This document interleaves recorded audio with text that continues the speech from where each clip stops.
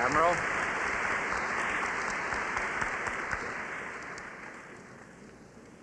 Mr. Secretary, members of the Joint Chiefs of Staff, members of the faculty, members of the graduating classes and their families. I am proud, as a citizen of the United States, to come to this institution and this room where there is concentrated so many men who have committed themselves to the defense of the United States. I am honored to be here. In the past, I have had some slight contact with this service, though I never did reach the state of professional and physical perfection where I could hope that anyone would ever mistake me for an Annapolis graduate. I know that you were constantly warned during your days here not to mix in your naval career in politics. I should point out, however, on the other side, that my rather rapid rise from a reserve lieutenant of uncertain standing to commander-in-chief has been because I did not follow that very good advice.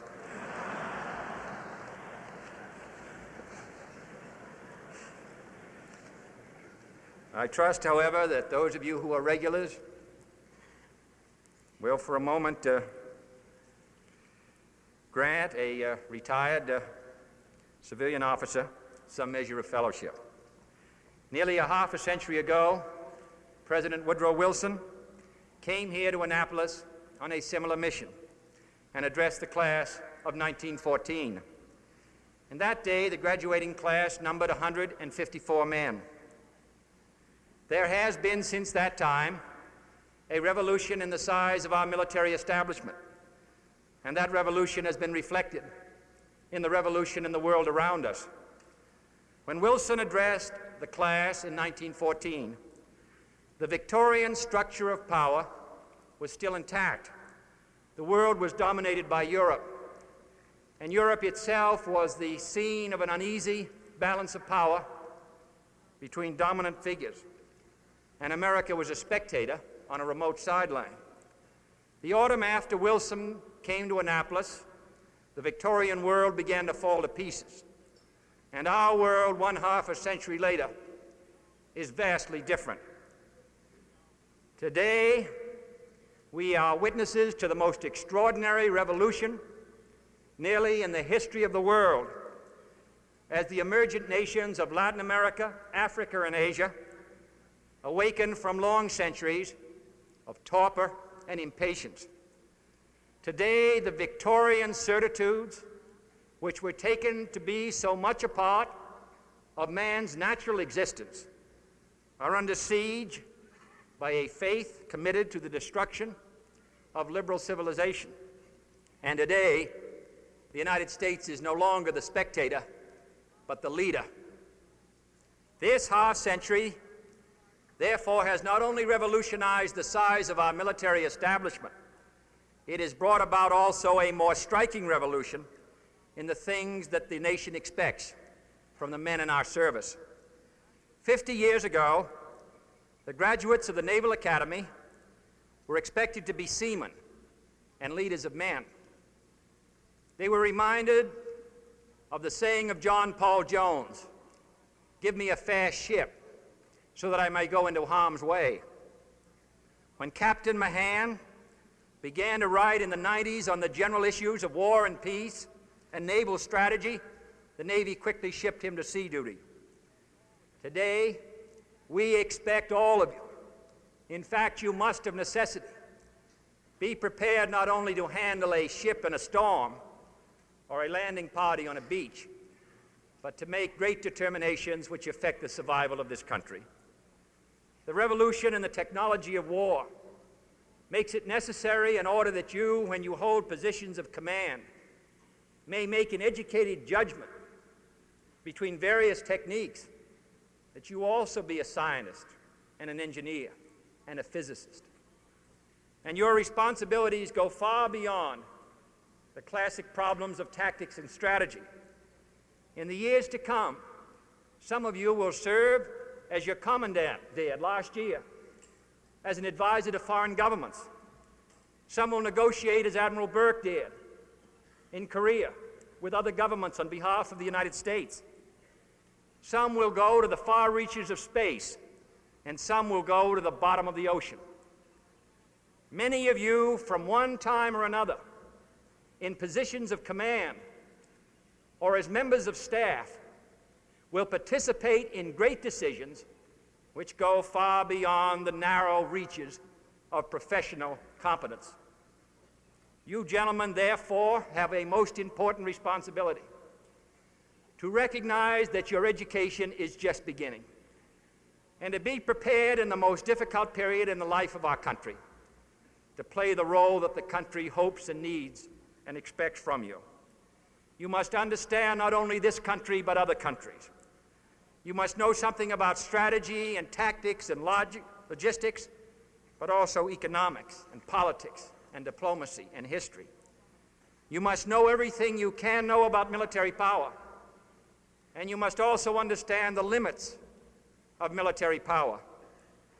You must understand that few of the important problems of our time have, in the final analysis, been finally solved by military power alone.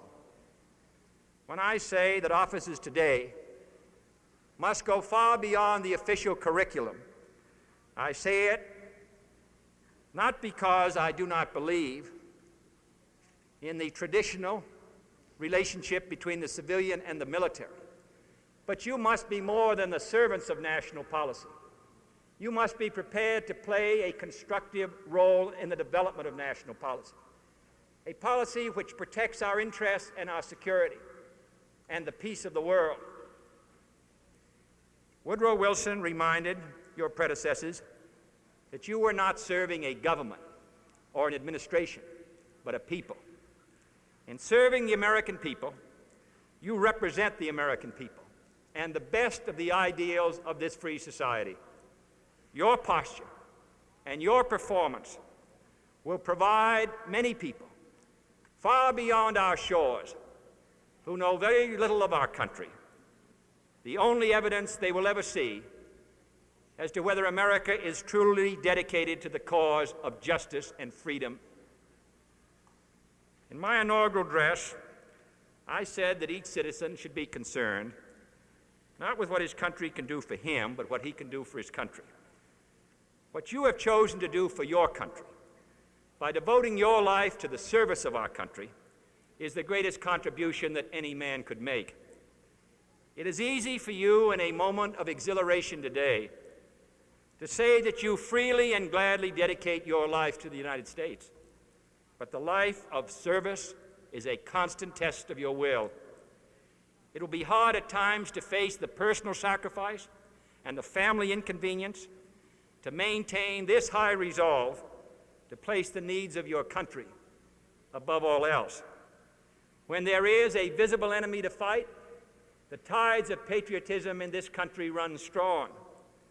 But when there is a long, slow struggle with no immediate visible foe, when you watch your contemporaries indulging the urge for material gain and comfort and personal advancement, your choice will seem hard. And you will recall, I am sure, the lines found in an old sentry box at Gibraltar: God and the soldier all men adore, in time of trouble and no more. For when war is over and all things righted, God is neglected and the old soldier slighted. Never forget, however, that the battle for freedom takes many forms. Those who, through vigilance and firmness and devotion, are the great servants of this country. And let us have no doubt that the United States needs your devoted assistance today. The answer to those who challenge us so severely in so many parts of the globe lies in our willingness to freely commit ourselves to the maintenance of our country and the things for which it stands. This ceremony today represents the kind of commitment which you are willing to make. For that reason, I am proud to be here. This nation salutes you as you commence your service to our country in the hazardous days ahead. And on behalf of all of them, I congratulate you and thank you.